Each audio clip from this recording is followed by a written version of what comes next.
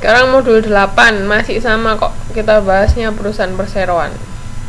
Jadi hari ini topiknya adalah perusahaan perseroan. Klasifikasi modal.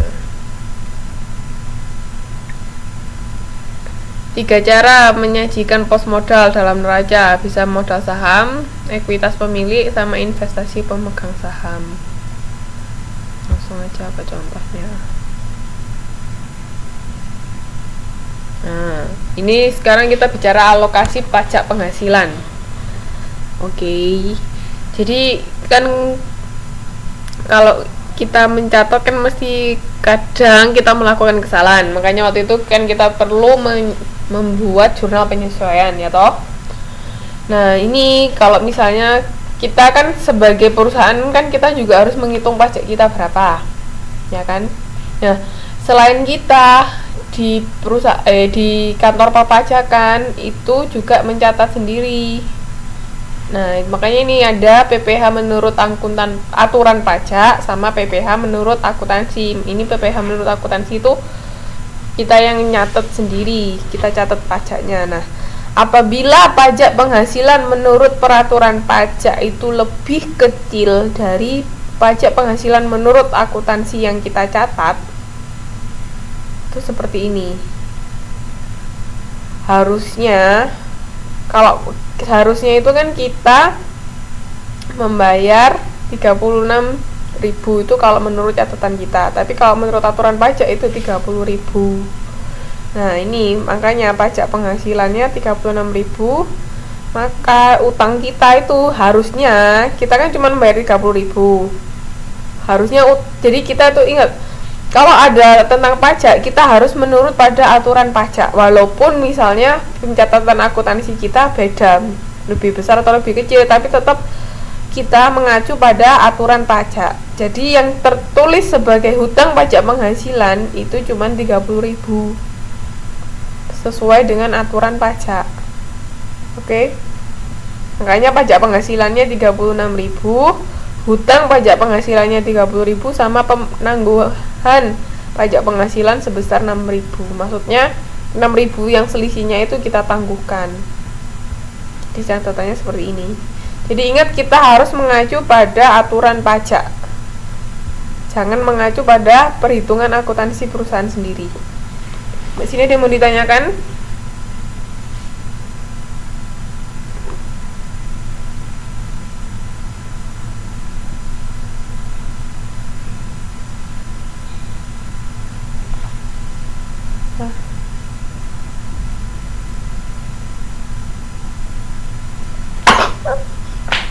Oh, cara cari penangguhan ya tinggal 36.000 dikurangi 30.000, Mbak. Selisih antara yang kita catat sama aturan dari pajaknya. Penangguhan PPh, Mas Anggi, penangguhan pajak penghasilan. Jadi selisihnya itu tadi kita tangguhkan karena 6.000 itu bukan kewajiban kita. Jadi kan karena kita mengacunya ke aturan pajak 30.000. Nah, sedangkan kita mencatatnya kan 36.000, berarti kan kita nyatetnya kelebihan 6.000 dari yang seharusnya kita bayar kan. Makanya itu pajak penghasilannya kita tangguh yang berdasarkan pencatatan kita. Oke. Nah, ini masih berupa utang karena apa? Karena kita belum bayar pajaknya, ini kan baru pencatatannya. Nanti andai kata udah dibayar ya utang pajak penghasilan pada kas. Oke, paham nggak? Mas Anggi, ada yang mau ditanyakan lagi?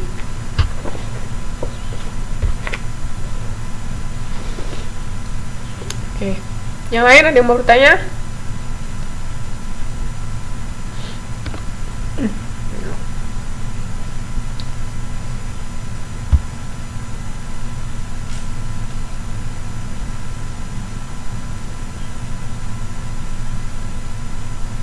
Nah, sekarang kalau kita nyatetnya lebih kecil dari aturan pajak tuh gini. Pajak penghasilan yang kita catat 60.000, penangguhan utang PPh 15.000 sama utang pajak penghasilannya 75.000. Pokoknya selisih itu kita beri nama penangguhan. Tapi kalau kita nyatetnya lebih sedikit, itu namanya penangguhan utang. Jadi ingat ya, angka yang menurut aturan pajak ini, PPh menurut aturan pajak itu langsung kita masukkan sebagai utang pajak penghasilan. Nanti baru sama kalau yang kita catat itu kita masukkan sebagai pajak penghasilan. Selisihnya itu baru kita sesuaikan. Kalau tadi misalnya kelebihan kita nyatetnya, berarti masuk penangguhan PPh di kredit. Tapi kalau kita kurang nyatetnya, masuk penangguhan utang PPh di debit. Jadi itu bedanya.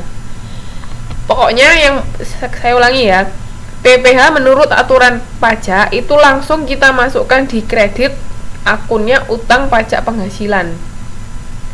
Terus yang PPh menurut akuntansi langsung kita masukkan di debit berupa pajak penghasilan. Nanti tinggal kita lihat sisanya. Andai kata utangnya lebih besar, kreditnya lebih besar, berarti kan debitnya harus ditambahin. Nah, itu berupa penangguhan utang PPh. Tapi kalau debitnya yang lebih besar, itu di kredit kita tambahin kayak yang pertama tadi, penangguhan PPh kayak begini. Habis ini ada yang mau ditanyakan? Ada yang mau bertanya?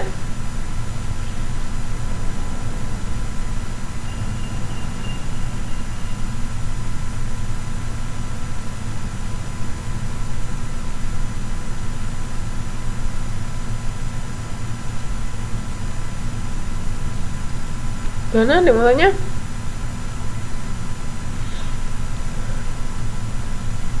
Oke.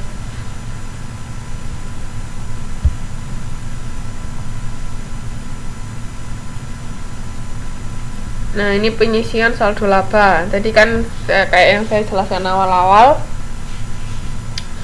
perusahaan itu tidak mesti semua labanya mau dibagikan berupa dividen. Nah, kalau penggelapan pajak itu biasanya perusahaan-perusahaan itu kayak gini loh. Misalnya perusahaan itu kan gini, kalau pajak itu kan ada di suatu nominal. Kalau perusahaan labanya sekian, itu kena pajak sekian, itu namanya pajak penghasilan kan. Biasanya terakhir saya tahu itu 20% mungkin dari laba ya. Dan tapi tergantung aturan pajak kan berubah-ubah, harus ngikuti update terus. Nah, misalnya 20%. Nah, perusahaan itu biasanya menggelapkannya itu gini.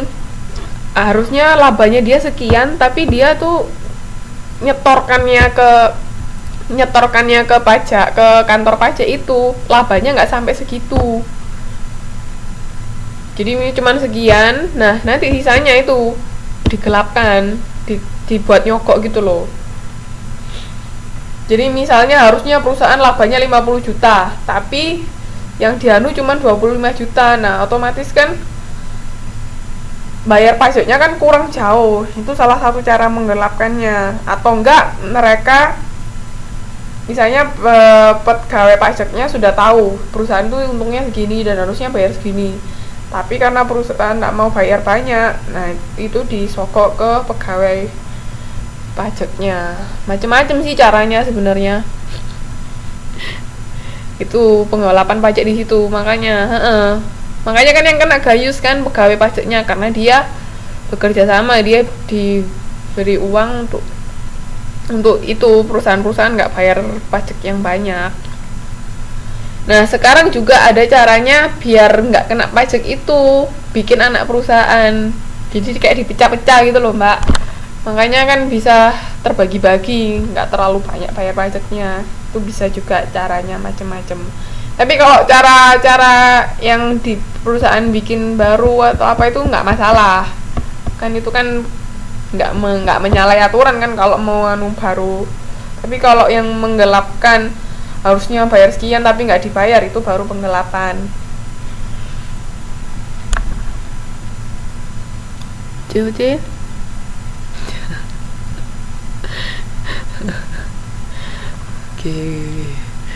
Sekarang kita bahas penyisian saldo laba ya.